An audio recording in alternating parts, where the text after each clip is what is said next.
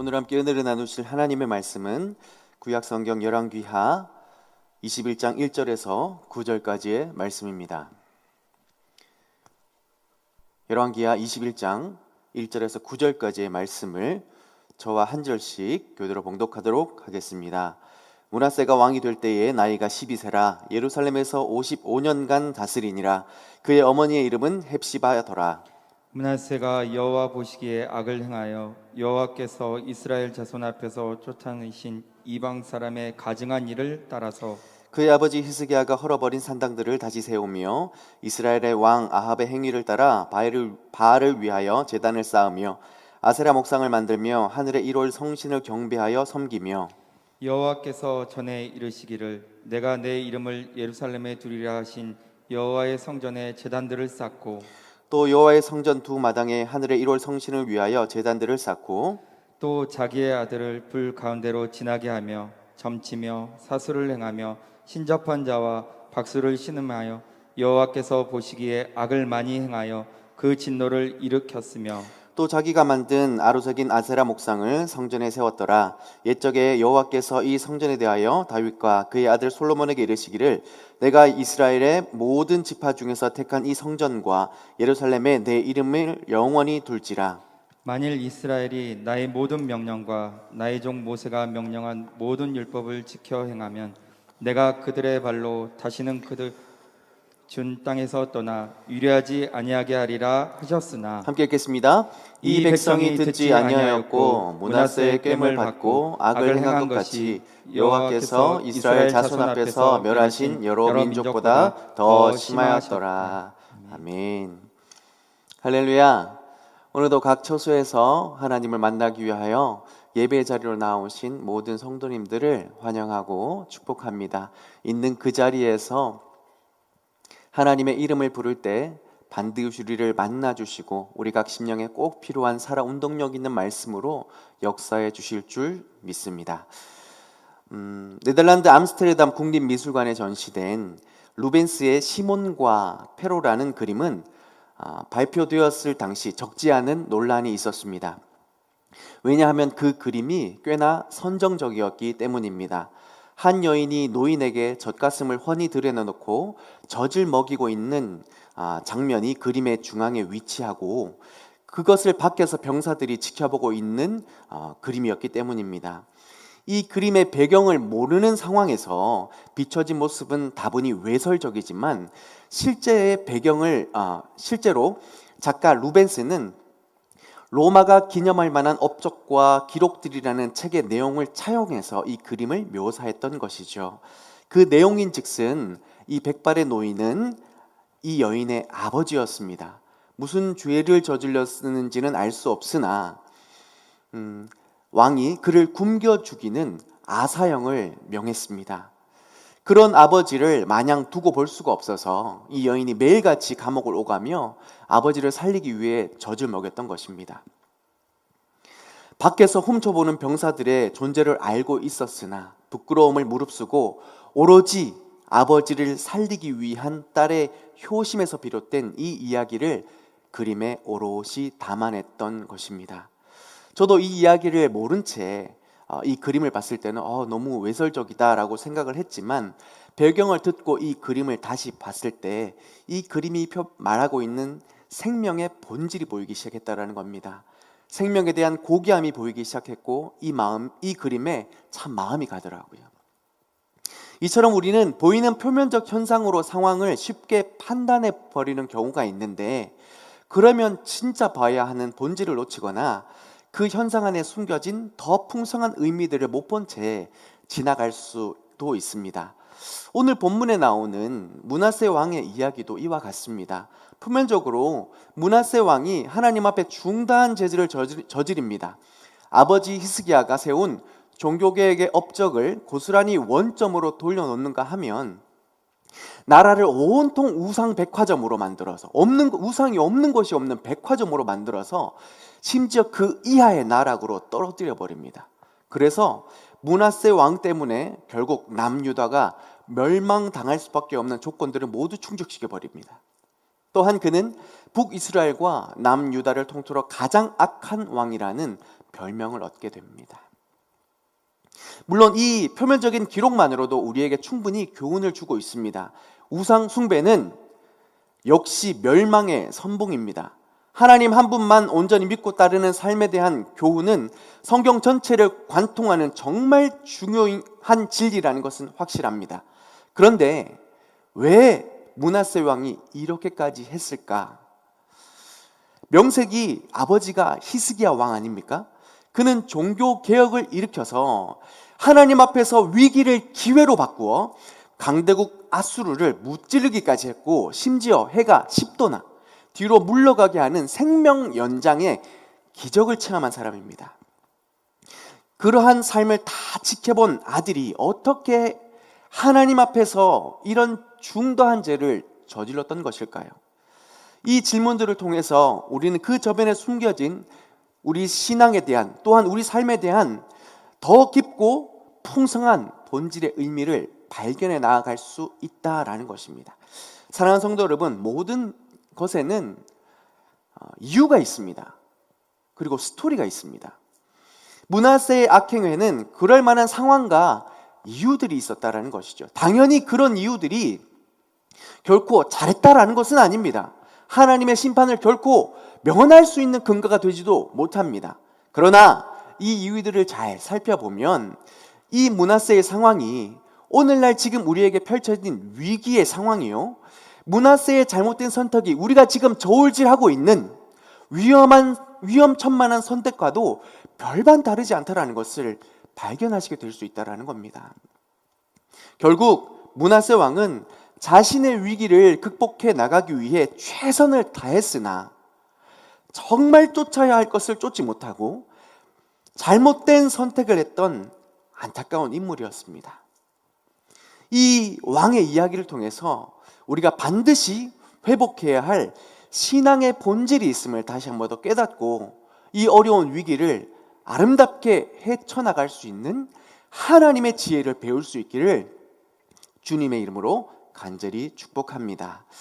먼저 므낫세는 어떤 악행을 저질렀을까요? 첫째는 지역 성소, 즉 산당을 재건했습니다. 나라의 가장 높은 곳에서 우상을 숭배하는 제단을 만들었다라는 것이죠. 두 번째는 성전을 제멋대로 개조해서 하나님도 섬기고 우상도 섬기도록 만들었습니다. 쉽게 말해서 유일하신 하나님, 그 하나님도 섬기지만 그 옆에 바알도 있고 아세라도 있고 일월성신, 태양신도 있고 이방신들과 하나님을 동급으로 취급하는 이 기가 막힌 일을 자행했다라는 것입니다. 세 번째로 신접한 자들을 가까이 했습니다. 일월 성신을 섬기는 자들뿐만 아니라 구슬하고 점치는 자들을 가까이 하여 심지어 그들을 국가정책을 논하는 자리에까지 불러들였습니다. 마지막으로 자신의 아들을 우상의 제물로 불태워 죽이는 일까지 서슴지 않았다라는 것입니다. 이 중에 단 하나만 저질러도 너무나 끔찍한 상황인데, 너무나 참담한 상황인데 므낫세 왕은 이 모든 것을 다 자행했다라는 것입니다. 그런데 사랑하는 여러분, 한번 생각해 보십시오. 세상에 어떤 아버지가 자기 자식을 불태워 죽일 수 있겠습니까? 또한 아버지 히스기야로부터 살아계신 하나님의 역사를 목도한 므낫세가 어떻게 예루살렘을 우상백화점으로 만들 수 있었던 것일까요? 감히 상상할 수 없는 이런 일들을 벌인 데에는 상황적인 이유라는 것이 존재했습니다. 히스기야 왕 시절에 북이스라엘이 아수르에 의해 멸망을 당합니다.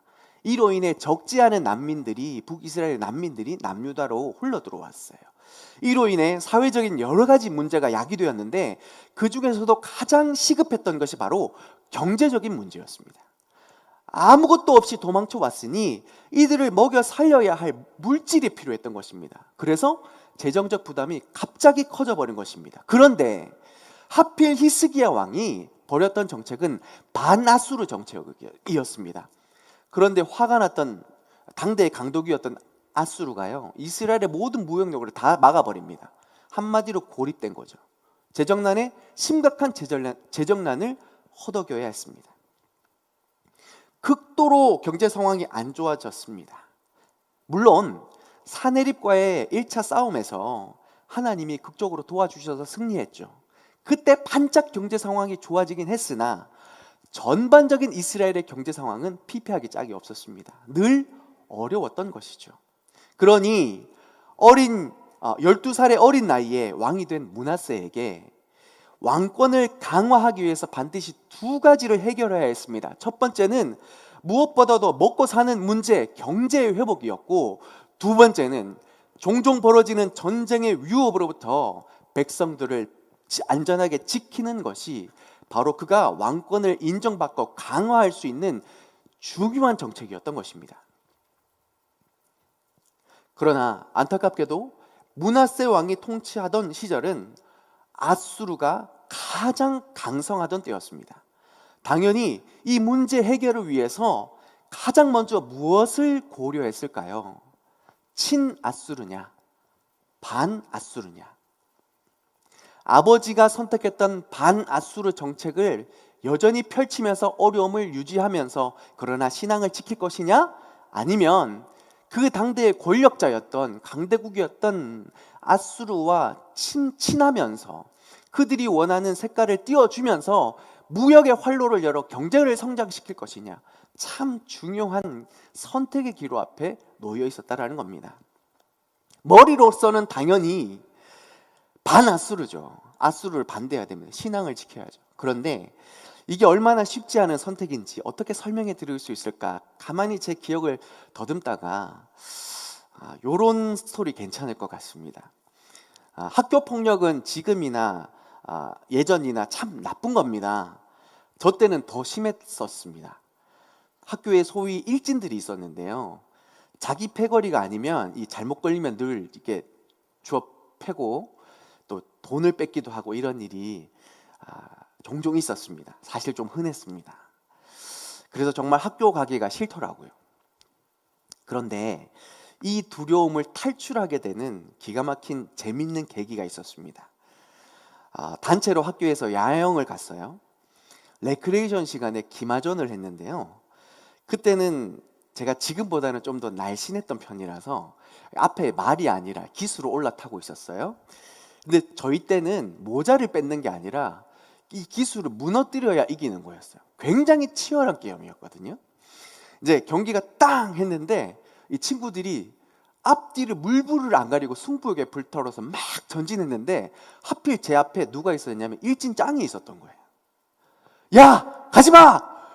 도망쳐! 라고 말을 했지만 이미 제 머리끄댕이가 그 짱에게 붙잡혀 있는 상황이죠. 근데 사람 심리가 참 묘합니다. 머리끄댕이를 붙잡히고 보니 화가 났어요. 그래서 저도 모르게 걔 멱살을 확 잡아버렸어요.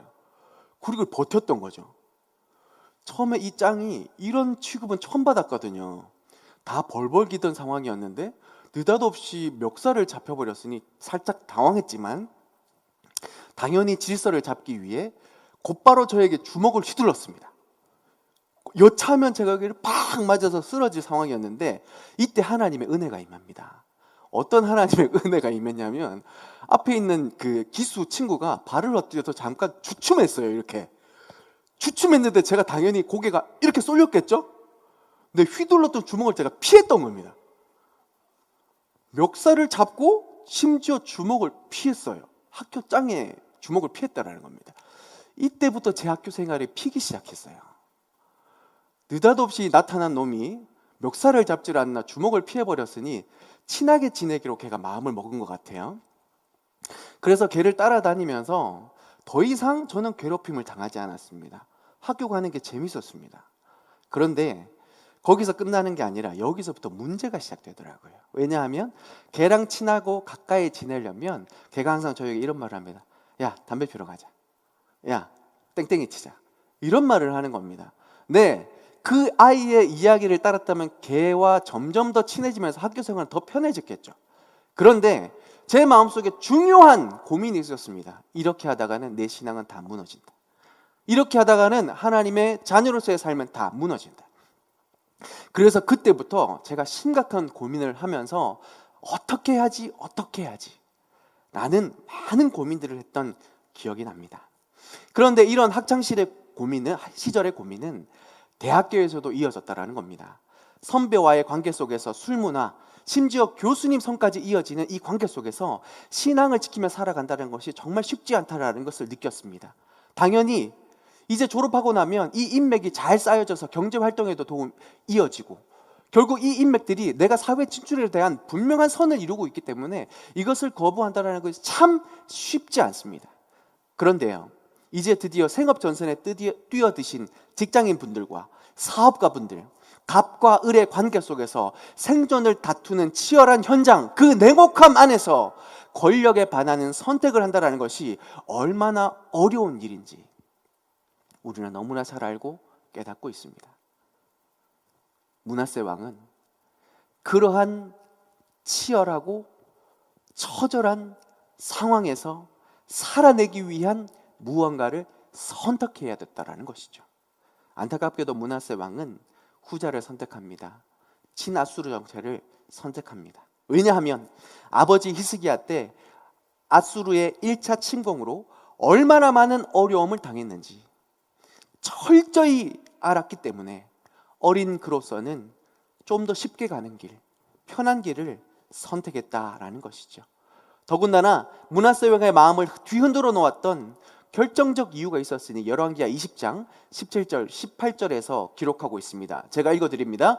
여호와의 말씀이 날이 이르리니 왕궁의 모든 것과 왕의 조상들이 오늘까지 쌓아두었던 것이 바벨론으로 옮긴 바 되고 하나도 남지 아니할 것이요, 또 왕의 몸에서 날 아들 중에서 사로잡혀 바벨론 왕궁의 환관이 되리라 하셨나이다 하니, 네, 왕의 몸에서 날 아들 중에 사로잡혀 포로로 끌려간다라는 이야기가 나옵니다.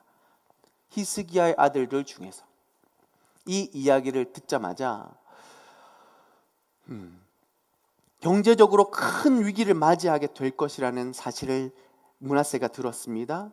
당연히 두려운 마음이 들었습니다. 엎친 데 덮친 격으로 이 위기는 결국 포로로까지 끌려가게 될 것이라는 이 기가 막힌 사실을 듣고 보니 두려움에 휩싸이고 아수르라는 존재를 도대체 내가 막아설 수 없겠구나라는 반포기의 마음이 들었던 것입니다. 그래서 그 스스로 아수르의 속국이 되어 목숨이라도 연명하고 싶은 마음이 간절히 들었던 것이죠.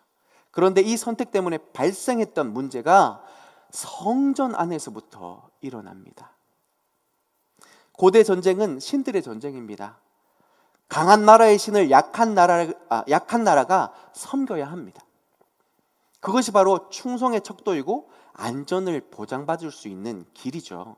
그래서 므낫세는 예루살렘 성전을 개조하여 우상의 신전을 건축합니다.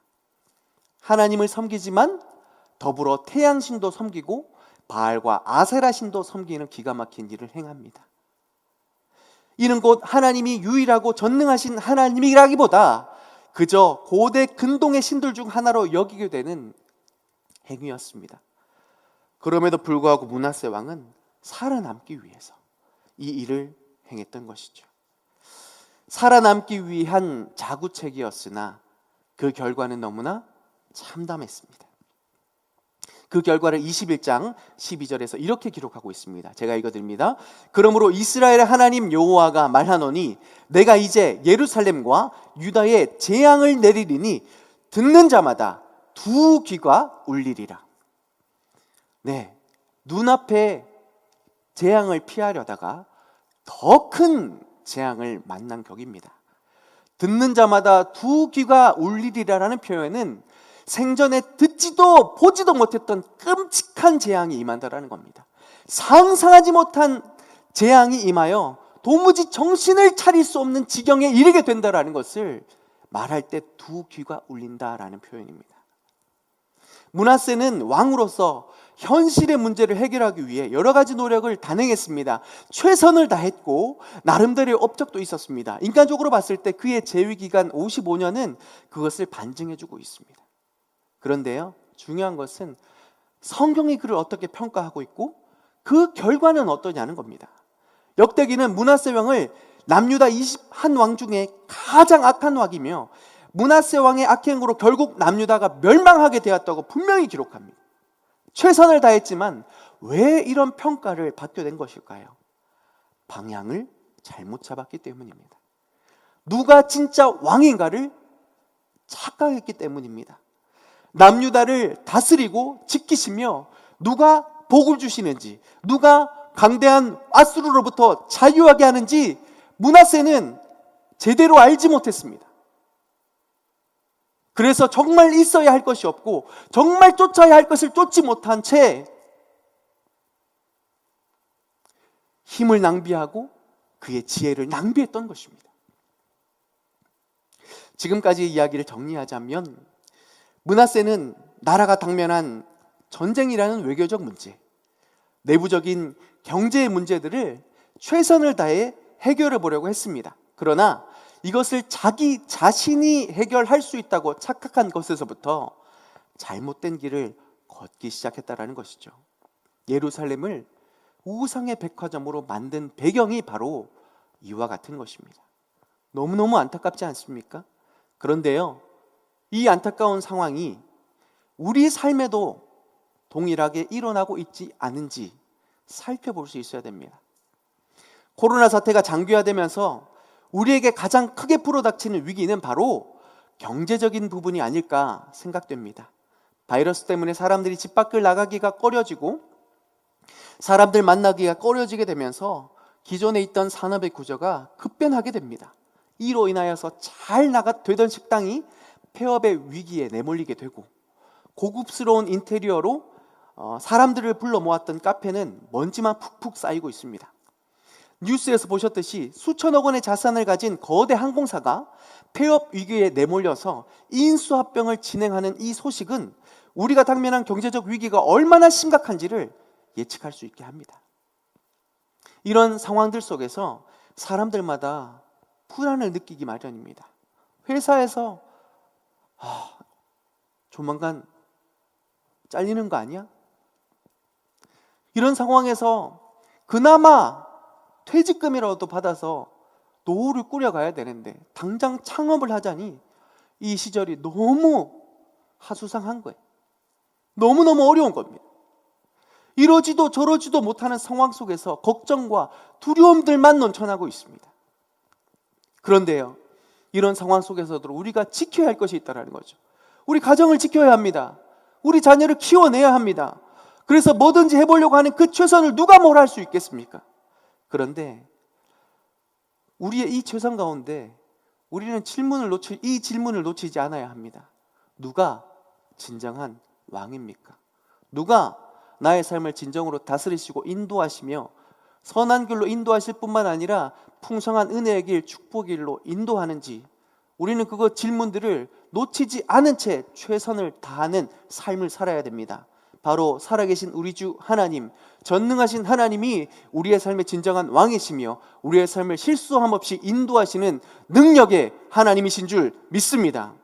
그렇다면 우리는 우리의 이 최선을 다하기 전에 그 최선을 내려놓고 살아계신 하나님의 말씀 앞에, 그의 임재 앞에 나와야 합니다.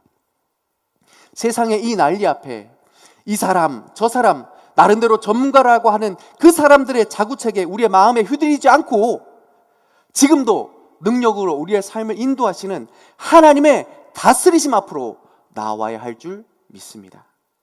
우상 숭배는 다른 게 아닙니다. 내 이익을 위해서라면 무엇이든지 할 수 있다라는 그 마음, 그것이 바로 우상 숭배라는 겁니다. 내 자녀가 잘 되는 일, 돈을 많이 버는 일, 높은 지위에 올라가는 일, 승승장구하는 일, 나쁜 것 아닙니다. 축복입니다. 모든 우리 성도님들이, 용인제일교회 성도님들이 이 축복을 누릴 수 있기를 소망합니다. 그러면서 하나님의 영광을 위하여 가장 아름답고 존귀하게 쓰임받는 귀한 믿음의 성도님과 그의 가정이 될 수 있기를 소망합니다. 그런데 이 일을 이루는 자가 누구인가? 우리는 그 질문에 분명한 답을 가지고 있어야 됩니다. 내가 하려고 할 때 우상 숭배가 일어나는 겁니다. 하나님의 비전과는 상관없이 내 만족과 내 유익을 위해 살아가려고 할 때, 이것을 얻으려고 할 때 우리는 우상 숭배를 행하고 있는 것입니다. 우상 숭배는 다분히 이기적인 성향을 가지고 있습니다. 무슨 말이냐면 나는 바뀔 마음이 전혀 없어요. 줄 때까지 그냥 비는 거예요. 줄 때까지 피 흘리며 때를 쓰고 자식까지 불사르기까지 참담한 일을 자행하지만 자기 자신은 절대 바뀌지 않습니다. 안타깝게도 교회 안에서도 이런 일이 일어납니다. 하나님을 예배하지만 자기 자신은 바뀌지 않습니다. 예수님을 닮아가고 하나님의 비전을 쫓아 살아가는 것이 우리 성도들의 놀라운 삶의 축복인데 그 축복은 바라지 않고 물질적인 축복만 바라고 그저 자녀가 잘 되길 바라는 마음에서 예배의 행위만을 쫓는 그 삶은 죄송하지만 또 다른 우상을 섬기고 있는 위험천만한 일이 아닐 수 없습니다. 사랑하는 성도 여러분, 진짜 성도는요, 위기의 때에 하나님의 의를 먼저 구하며 나아가는 사람입니다. 모든 문제는 하나님께로부터 말미암은 것이니 먼저 이 문제 가운데 하나님의 뜻을 구하며 나아가는 것이 가장 최선의 길이요 믿음의 길이라는 것을 성도는 인정할 수 있어야 됩니다. 그래서 고난의 때에 오히려 하나님의 말씀을 붙들고 그의 은혜의 자리 앞으로 나아오기를 힘쓰는 자들이 바로 진짜 성도라는 것이죠. 어떤 드라마의 마지막 화에 이런 멋진 말을 하더라고요. 길을 잃었을 때 무엇이든지 다시 시작하려면 너만의 출발점을 만들어야 해. 그 출발점이 너를 너답게 하고 너를 더 이상 헤매지 않게 할 거야. 길을 잃었을 때 너만의 출발점을 만들어야 해. 사랑하는 성도 여러분, 코로나 사태가 장기화되면서 많이 지치셨을 겁니다. 뭐라도 해야 되겠는데 도무지 길을 발견하지 못하는, 그래서 길을 잃어버린 것 같은 위기 앞에 놓이게 되셨다면 기억하십시오. 성도의 출발점, 하나님의 말씀인 줄 믿습니다. 하나님의 말씀 앞에 나오게 될 때 우리의 삶은 비로소 제자리를 찾게 되고 질서 있게 이 위기를 아름답게 헤쳐가면서 하나님이 주시는 은혜의 풍성함을 더 깊이 있게 누리게 되는 축복이 뒤따르게 되는 줄 믿습니다. 사랑하는 성도 여러분, 오늘 설교 제목을 기억하십시오. 경제가 아니라 신앙입니다. 코로나로 인해서 경제가 많이 힘듭니다. 안팎으로 생존을 위한 치열한 도전이 계속되고 있지만 사랑하는 성도 여러분, 두려워하지 마세요. 하나님이 우리와 함께 하십니다. 우리가 세상이 두렵거나 부럽다라는 것은요, 우리 자신을 잘 점검해 봐야 돼요. 우리 안에 있는 하나님의 복음의 그 가치가 세상의 가치와 별반 다를 바 없다라는 그 사실을 인정하는 꼴밖에 안 됩니다. 세상이 두렵거나 세상이 부럽다면 우리 안에 존재하는 이 복음의 가치가 우리 속에서 여전히 역사하고 있는가, 아니면 내가 복음이 아니라 세상의 가치 앞에 휘둘리고 있는가, 우리 자신을 한번 잘 살펴볼 수 있기를 소망합니다.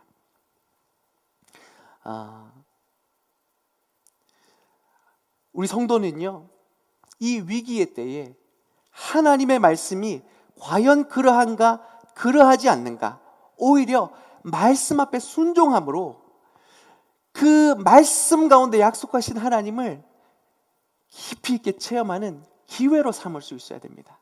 우리가 경제 위기 앞에 이 만몬신으로부터 자유로울 수 있는 방법은 바로 이것입니다.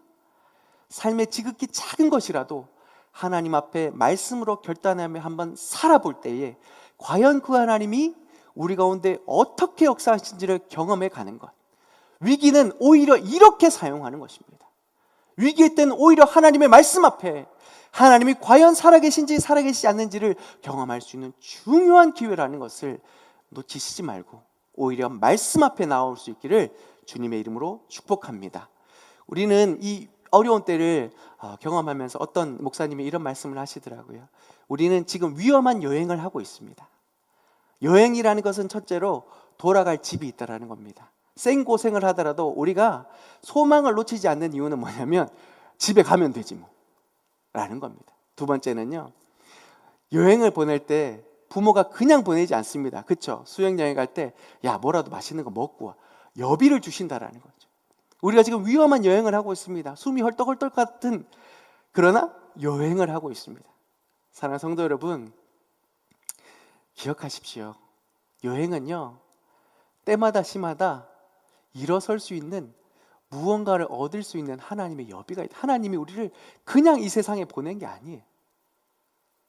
그저 보내고 생고생하러 보낸 게 아니라 고난의 때마다, 위기의 때마다 이겨내라고 하나님이 모든 것을 다 준비해 주셔서 우리를 보내신 줄 믿습니다.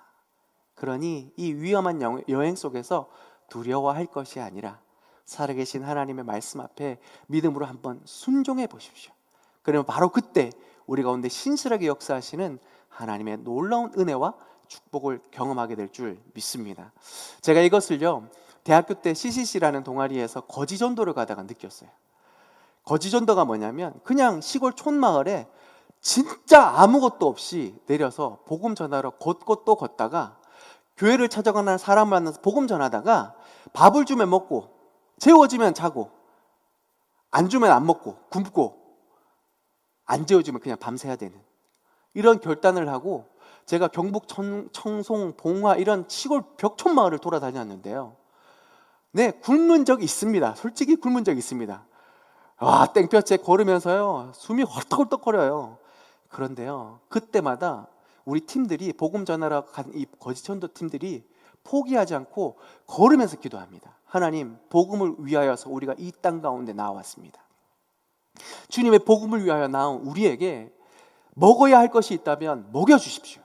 그래서 우리가 복음 전할 수 있는 이 기회를 결코 포기하지 않고 놓치지 않고 담대히 복음 전할 수 있도록 우리에게 길을 열어주십시오 라고 했더니, 진짜 숨이 헐떡헐떡 넘어가는 그 무더위 가운데요, 갑자기 비를 내려주셔서 쫙 씻겨주십니다. 배가 고파서 진짜 마음 가운데서 저 복숭아 그냥 따먹어버리고 배 따먹어버리고 범죄자 될 뻔했는데요, 하나님이 기가 막히게 사람을 만나게 해주셔서 찐 감자도 먹이고 막 고기도 먹이시고, 심지어 하나님이 그렇게 우리로 여행하게 하시더라고요. 사랑하는 성도 여러분, 마찬가지입니다. 우리가 살아가기에 이 세상이 너무 위험천만한 것 같지만 기억하십시오. 첫 번째는 돌아갈 집이 있다라는 것, 영원한 천국을 우리가 소망하고 있다라는 것, 그리고 그 천국을 향하여 여행하는 모든 길 속에서 하나님이 말씀 가운데 나오는 모든 자들에게 예비된 은혜가 있다라는 것 놓치지 않을 수 있길 바랍니다. 그럴 때 우리가 이 길을 넉넉하게 믿음으로 걸어가면서 승리하는 삶을 살아갈 수 있게 될 줄 믿습니다. 말씀을 정리합니다. 오늘 말씀의 제목대로 경제가 아니라 신앙을 쫓을 수 있어야 됩니다. 이 코로나의 위기 앞에서 저마다 오늘 어떻게 살아낼까, 내일은 또 어떻게 살아낼까, 물질적인 부족함들과 여러 가지 많은 고민들이 우리에게 엄습해 오지만, 이 모든 것을 해결해 주시는 하나님을 오롯이 쫓을 때에 반드시 하나님으로부터 임하는 은혜가 있다라는 것을, 그리고 하나님 안에 있는 넘치는 축복이 있다라는 것을 발견할 수 있는 이 삶이 될 수 있기를 소망합니다. 누가 진정한 우리의 왕이실까요? 누가 우리의 삶의 문제를 진정으로 해결하시고 누가 우리의 삶을 진정의 승리의 길로 인도하실까요? 바로 살아계신 하나님이신 줄 믿습니다.